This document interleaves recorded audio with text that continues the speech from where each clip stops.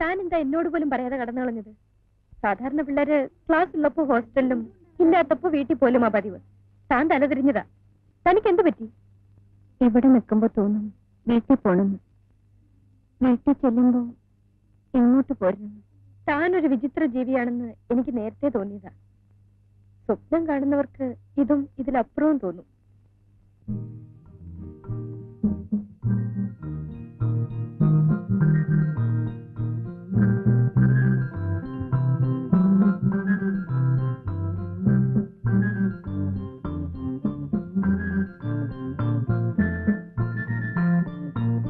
രാത്രി മുഴുവൻ ഉണർന്നിരിക്കുകയായിരുന്നു. ഉറങ്ങിയില്ലേ? എന്തെന്നാ എഴുതുന്നത്? ഒരു കഥ. കഥ എഴുതാൻ പറഞ്ഞ കാര്യം ഓർമ്മയുണ്ടല്ലോ. ഈ ആഴ്ച അച്ചടിക്കേണ്ടതാണ്.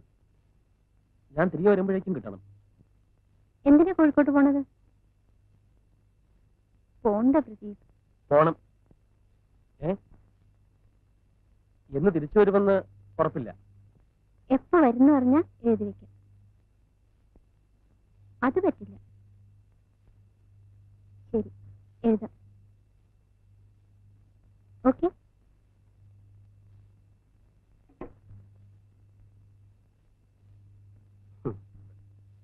പ്രദീപിന്റെ ഗവേഷണം ചെറുകഥയിലേക്ക് തിരിഞ്ഞോ? ഞാൻ ഉപദേശിക്കുകയാണെന്ന് കരുതരുത്. അവൾ മറ്റൊരാളുടെ ഭാര്യയാണ്. ആർക്കും ആരെ വേണമെങ്കിലും സ്നേഹിക്കാം. പക്ഷേ ദുരന്തം സ്വയം വരിക്കലാവരുത്.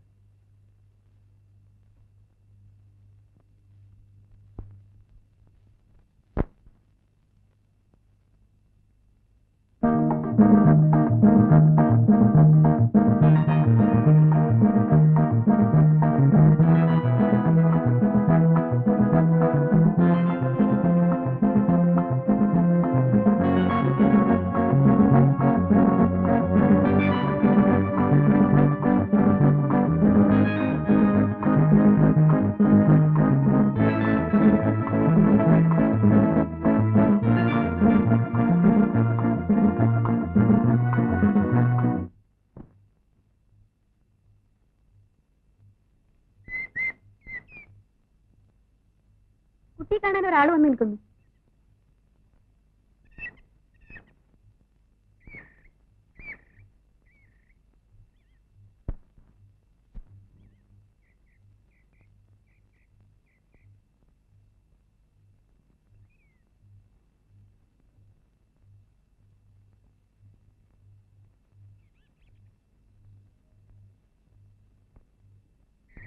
കുറച്ചു നേരമായി വന്നിട്ട്. എന്താ വിശേഷിച്ച്? ടൗണിൽ വന്നതാ. സൗകര്യപ്പെട്ടാൽ രമണയെ കാണാമെന്ന് ചന്ദ്രനോട് പറഞ്ഞിരുന്നു. പ്രത്യേകിച്ച് എന്തെങ്കിലും അറിയിക്കാനുണ്ടോ? ഇവിടുത്തെ വിശേഷത്തിന് ഞാൻ കത്തെഴുതാറുണ്ട്. ഇന്നും നാളെ അവധിയല്ലേ? വീട്ടിലേക്കുണ്ടെങ്കിൽ നമുക്ക് ഒരുമിച്ച് പോകാം. ഞാൻ വരുന്നില്ല.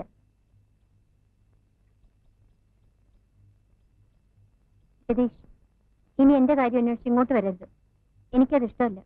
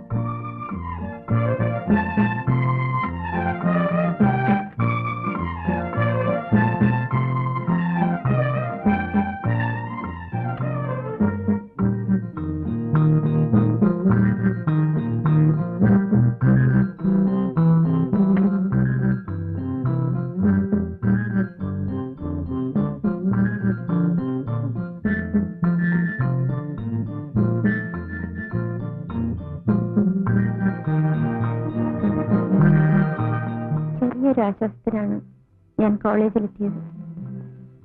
ഹോസ്റ്റലിന്റെ വർണ്ണപ്പേട്ടാർന്ന അന്തരീക്ഷത്തിൽ ജീവിതം എത്തിപ്പിടിക്കാൻ ശ്രമിക്കുന്ന എന്റെ ചുറ്റുപാടുമുള്ള കുട്ടികൾക്കിടയിലും ഞാൻ ഒറ്റപ്പെടുന്നു.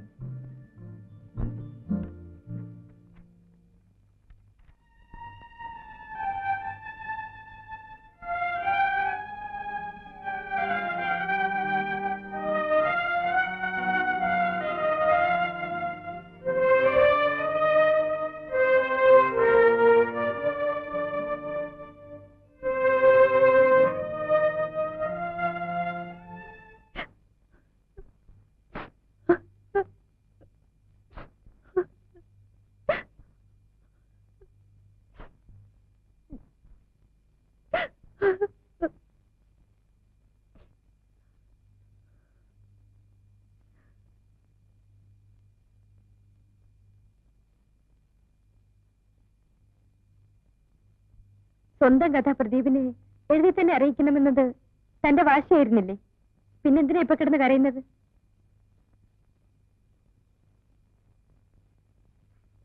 ഈ കഥ പ്രസിദ്ധീകരിക്കരുതെന്ന് ഞാൻ പ്രദീപിനോട് പറഞ്ഞിട്ടുണ്ട്. എനിക്ക് മുഖം കഴി കാപ്പിടിക്കാൻ നോക്ക്. എനിക്ക് വിശപ്പില്ല. എനിക്ക് രമണി.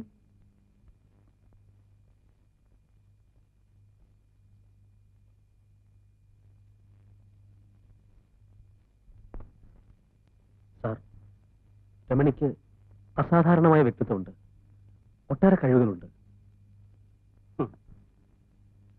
പ്രദീപിന് ആ കുട്ടിയോട് തോന്നിയ വികാരം ഞാൻ മനസ്സിലാക്കുന്നു. ഞാനിതിൽ കുറ്റപ്പെടുത്തുന്നില്ല. പ്രദീപിന്റെ ചിന്തയും ചുറ്റുപാടും സ്വതന്ത്രമായിരിക്കാം, പക്ഷെ ഒരു ഭാര്യ ഇവിടെ സ്വതന്ത്രയല്ല.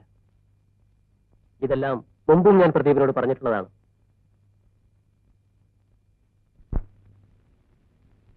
എടോ, തന്നെ കാണാൻ താഴെ പ്രദീപ് കാത്തു നിൽക്കുന്നു. ഇല്ല, ഞാൻ കാണുന്നില്ല. ഞാനും പലതവണ പറഞ്ഞു നോക്കി, കേൾക്കുന്നില്ല. ഒന്ന് കാണുക മാത്രം മതിയെന്ന് പറയുന്നു. ഒന്ന് പോയി കാണും. എനിക്ക് വയ്യ വത്സേ, ഇനിയും കാണാൻ കഴിയില്ലെന്ന് പറയും. ശരി, എങ്കിൽ വേണ്ട. ഒരു കാര്യം ഞാൻ പറഞ്ഞേക്കാം, എന്നെ ഇങ്ങനെ ഇനി ബുദ്ധിമുട്ടിക്കരുത്.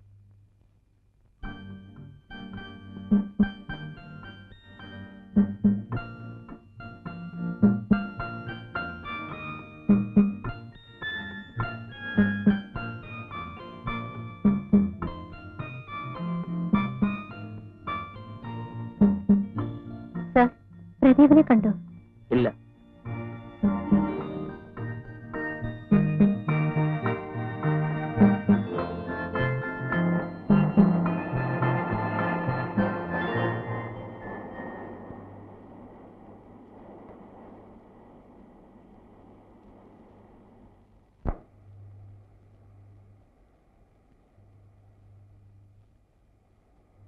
എവിടെയായിരുന്നു 2 ദിവസം? ഞാൻ എവിടെയെല്ലാം അന്വേഷിച്ചു. ഹോസ്റ്റലിൽ വെച്ച് കാണാൻ കൂട്ടാക്കാഞ്ഞതുകൊണ്ടാണോ?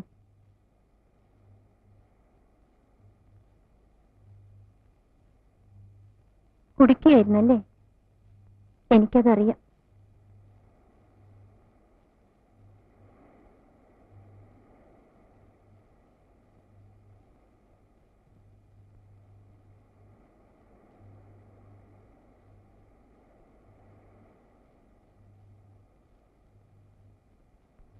ഞാൻ പ്രദീപിനോട് യാത്ര ചോദിക്കാൻ വന്നതാണ്.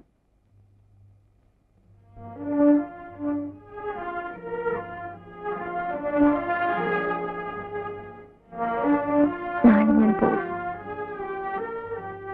ഇനി തിരിച്ചു വരില്ല. എങ്ങോട്ട്? വീട്ടിലേക്ക് തന്നെ.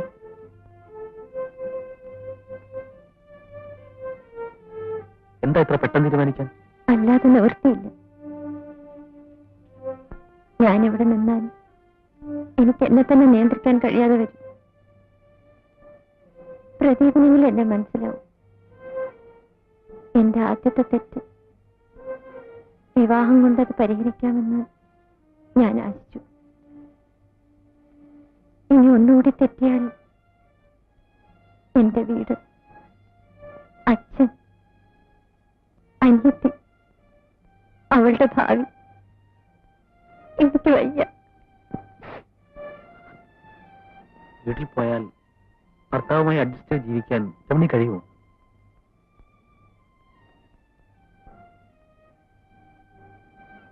എന്തോ എനിക്കും അതറിഞ്ഞൂടാ. എന്തിനാണ് അറിഞ്ഞുകൊണ്ടൊരു ഗതികേടിലേക്ക്? രമണി, വേണമെങ്കിൽ നമുക്ക് ഇത്ര അടുത്ത് കാണാതിരിക്കാം. പക്ഷേ രമണി ഇവിടം വിട്ട് പോകാതിരിക്കെങ്കിലും ചെയ്തുകൂടെ?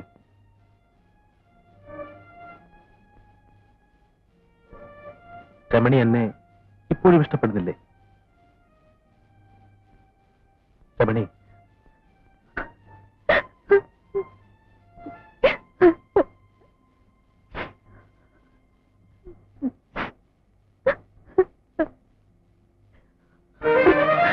നീ എവിടേക്കും പോകുന്നില്ല. പോകാൻ കഴിയുമോ രമണി?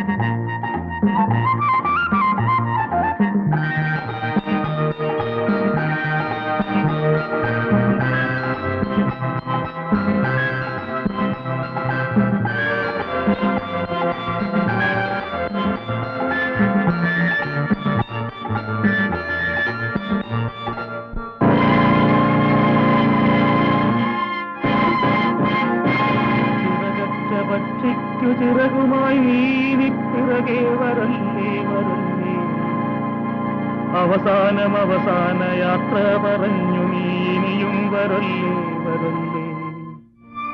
അവസാനം അവസാനം അവസാനം ഈ യാത്ര